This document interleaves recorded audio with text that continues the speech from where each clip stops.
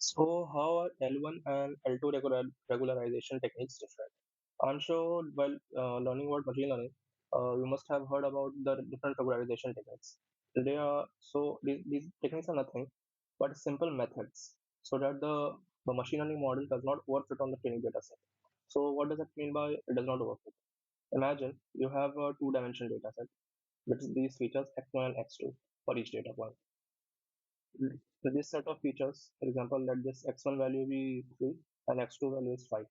This corresponds to a different data point. If the feature value is 2 and x2 feature value is 6, this responds to a different data point. Similarly, there are different data points scattered throughout this data set. And this is a classification model. So each data point is labeled as a class as a class X or class of 0.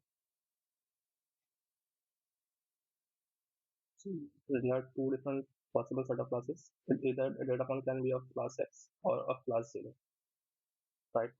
Now, what our machine learning model is trying to do here, if we are free to use any type of machine learning model. So let's try to use any type of not polynomial regression, a non-linear decision boundary model.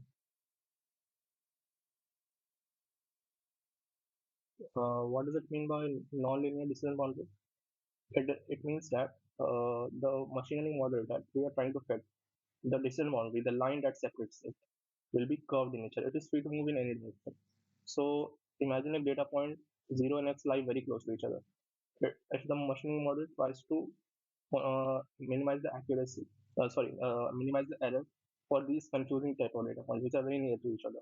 It will give a small type of king or a small type of curvaceous nature. Similarly, if this x and this zero is like this, it will try to minimize the training error. So you can see that how complex this decision model looks. Now, as you can see, due to small amount of noise, now, since these data points are intermixing with each other, but at only small number of points, so there can be a little bit of noisy, right? Little bit of miscellaneous data points. For example, if you are collecting some data from a survey and there is only one person with a quite high income and he's a very big business tycoon. Now, this type of data point will certainly create a noise in the data set because it is only deviating due to one person, but it is not generalized to all the people in the system.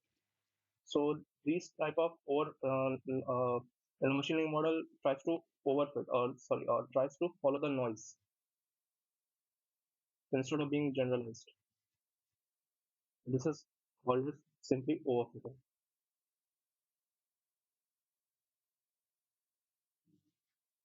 And this is what the L1 and L2 regularization techniques stop. So in a simple way, if I tell you visually, when this third type structure, the decision boundary which you call built by the machine learning model, when it tries to overfit at these type of noisy data points even, there is a small finger or a small thumb just stopping this from overfitting. For example, if it tries to overfit here, this thumb will pull the this string type structure back to make a simple linear decision boundary. Here also a simple linear decision boundary. So you can see this is after regularization. So it builds almost a straight line or a very standard type of thing, which is better generalized, not pulling the noise in the data set. So this line is built by when we use this L1 and L2 type of regularization techniques, which is not overfitting on the noise in the data set. So now here, so how the L2 and L1 regularization differ? See here.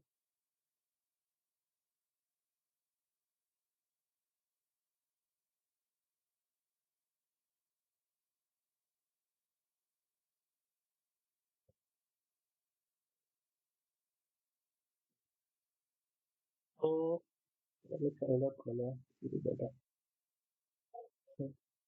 So in any type of in any type of regularization technique, mathematically what happens?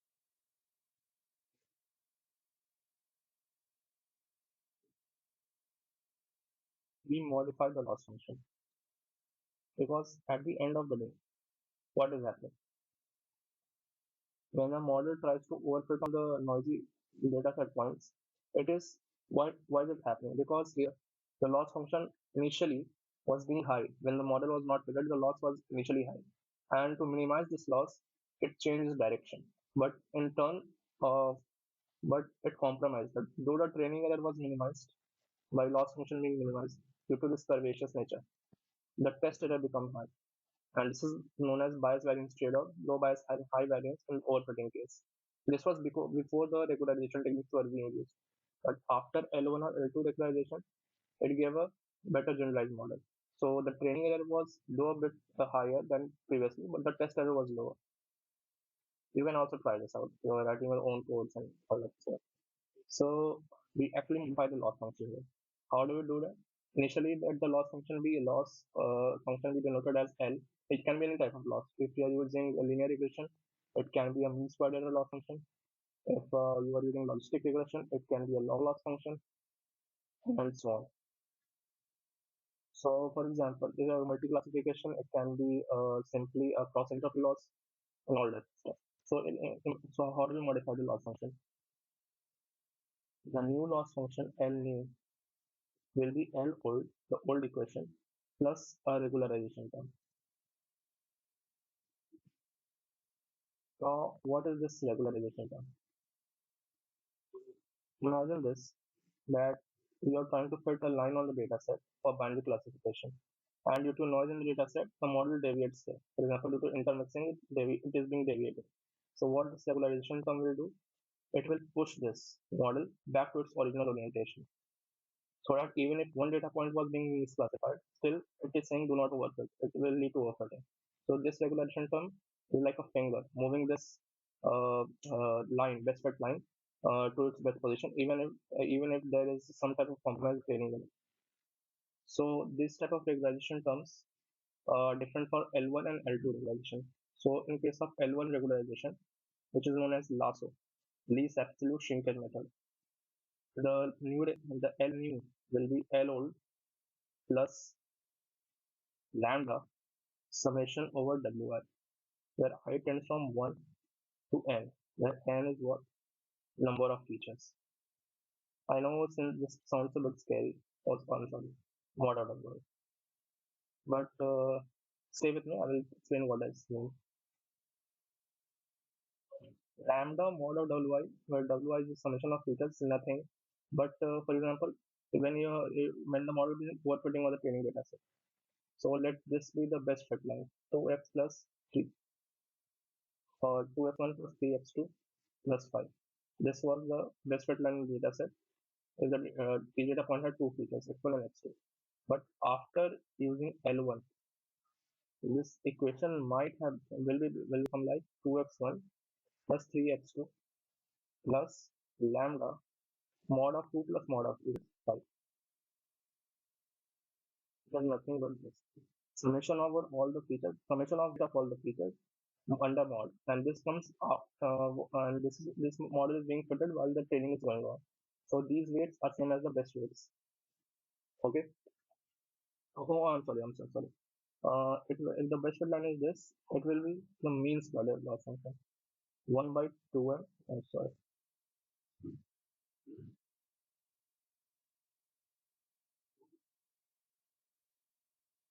This will be loss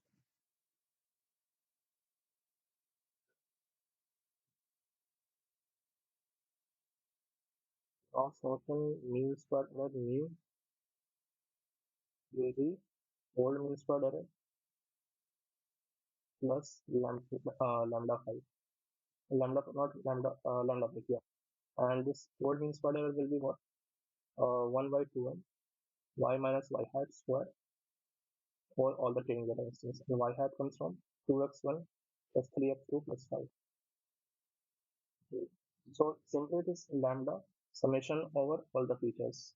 W1 plus W2, whatever number of features are there in the data set, their best weights. Mod that up and add it up. This is the L1 regularization term. And similarly, the L2 regularization term will be what?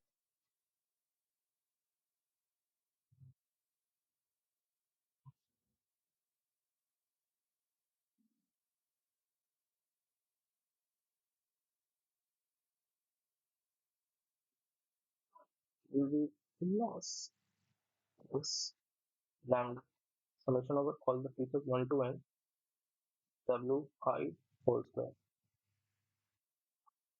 You just need to memorize the formula. I will explain now. What does it mean actually? Is L1 regularization?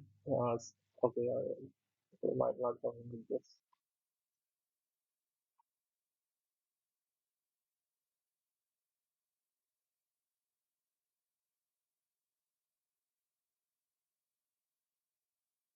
So you might have heard that L1 regularization is called as a feature selector algorithm, and it brings the weights of all the unimportant features exactly equal to zero. But in L2 regularization technique, it brings the weight near equal to zero, but never exactly equal to zero. And why does this happen? See, L1 regularization equation is what? Loss plus lambda summation over all the features mod. So I am assuming there is only two features in the data set. So mod of W1 plus mod of W2. This will be the whole loss function, new loss function, modified loss. And in L2 case, it will be loss plus W1 square plus W2 square. So if you have studied phonics, you will recognize this term as the equation of a square, right? Square with a very sharp corners. And if you have seen this term, it is similar to x square plus y square, same as equation of a circle. So you might have heard about this if you have studied phonics properly in the time. Okay, so what happens is that these are the shapes. Now, if we combine with this old loss function, now loss function in two dimension looks like this. This means there is a flow of gradient. In two dimensions, it looks like this. In 3D, it acts like a ball, where these coordinates are the lowest points, and these coordinates are much higher than this. So just like a ball, in two dimensions, it looks like this. Now, this is the old loss, right?